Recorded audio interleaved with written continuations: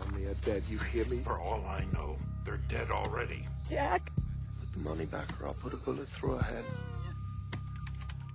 Coming into a picture that's already has been started and then stopped, and the dynamic was difficult, and the script was, we weren't quite happy with it, were we? And you had some, lots of ideas. Well, we weren't all happy with it at any one time.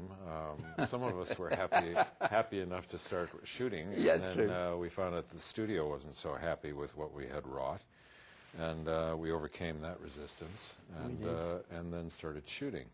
Well, I think the main issue was articulating the plot and the mechanism by which the money was to be stolen. And there were a lot of options. We had to find an option that not only made relative sense to people in the banking community and had the smack of truth to it, but it had to be observable. Sure. It had to be visually interesting. And Richard came up with the idea of cobbling together a scanner tube and an iPod and various other things that were laying around the character's house in order to accomplish what needed to be accomplished. You didn't like too much bits and pieces, did you? Was it Mr. McGovern you called it? MacGyver. MacGyver is a very popular series, television series. What I didn't want to do was to have it get to be too complicated for the audience to understand. And you're right. You have the right balance. Whatever balance we obtained was out of a to the death struggle between us, which is probably not a bad thing if the film turns out all right and nobody dies. No, that's so true. Nobody died, and the film turned out okay, so it was probably worth going through all of that nonsense. Yeah, it was. All today we've been doing press today, and there's been the questions they say. So, what is it like working with Harrison Ford? Is he? And I always say you're demanding in terms of you won't do anything unless you know why you're doing it. I think the reason I don't do it if I don't believe in it is because then I can't make the audience believe in it. Absolutely not. And it really comes down to that's why. Sorry. Making each moment work. Yeah, to act well, you've got to believe in what you're saying and the dialogue and everything else. Well, don't you have to obtain the same belief to direct a film? Oh, yeah. To know where to put the camera and how long to take with something and what tempo and energy should be obtained. I guess so. And how the character should define, particularly attend to the intention of the scene. I never think about it. Oh, shit.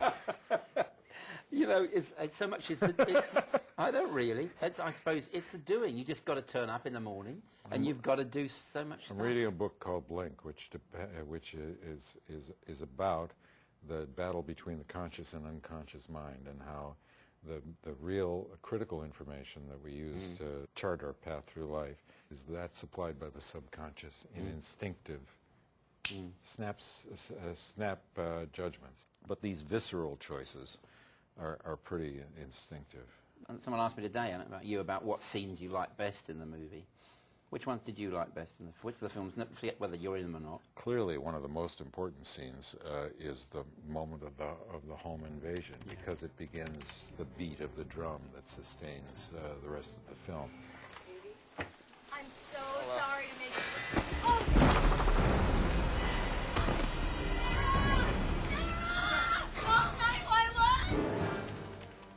One of the acting problems of this film, and the thing we constantly referenced, was how do you keep in a character a degree of tension sufficient to acknowledge the reality of the situation he and his family are in, and for the length of time that it takes to finish the story and make it varied and interested. It was hard enough to do it with your character, but what really bothered me and worried me, I think by sleight of hand you don't think about it in the movie when you watch it, but it's the children.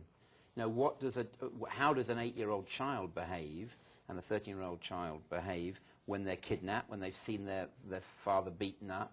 We do some frightening gear shifts with that child's personality. I think the truth about children is they can't sustain the tension. They can blank out reality in a way that we cannot.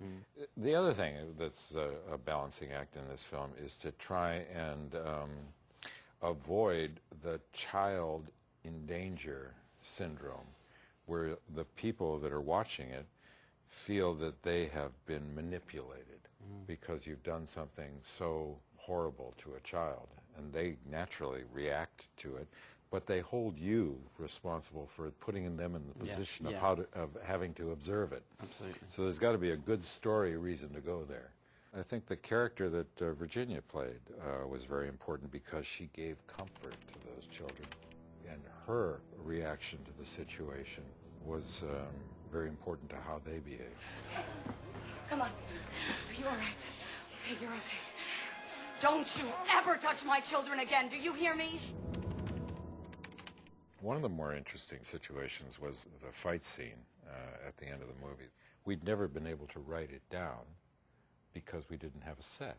No. And we didn't have a set because we hadn't figured out the fight. Chicken and egg. We had neither a chicken nor an egg. No. But I had an idea of what I thought would make a good fight, and we all talked about it, and so we built a set to accommodate the action. We put a second floor on it so that we had a way of getting from one place to another. We could use a stairfall, and we didn't do an ordinary stairfall. We left off one side of the railing so that you could go off the edge, and I had them put the sill at the right height for my hip so that I could hinge over it. But at the same time, we're doing all this work, and back at the studio, they're saying, "Where's the fight scene? What's going to happen at the end?" And we said, "Well, we're working on it." And next thing we know, there are two people from the studio who've come up to have us describe to them the fight scene. They were quite concerned. Quite concerned. But you very, put them at their ease, didn't you? I didn't put them at their ease. I scared the shit out of them. Exactly, you did. But the one time I did shut up a bit was the fight scene, because I wasn't going to tell you how to do a fight scene. And it was, just a minute, it was, you really did, no, you did create that fight scene, and it was great to watch you doing it. Is that how fight scenes normally worked out, the way we did it? You know, if you'd done a lot of action stuff.